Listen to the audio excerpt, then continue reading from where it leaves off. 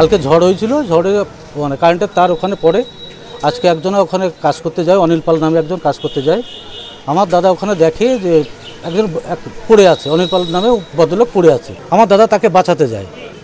বাঁচাতে যাওয়ার সময় যেই অনিল পালের গায়ে হাত দিয়েছে তখনই আমার দাদাকেও অ্যাটাক করে। আপনার দাদার নাম? অমল পাল।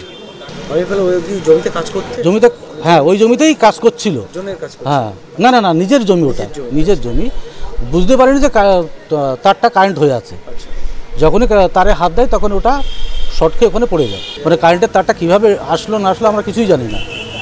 তারপরে দুজনে বনগাঁ হসপিটালে আনা হয়। আনার পরে বলে যে মৃত, দুজনেই দুজনেই মৃত।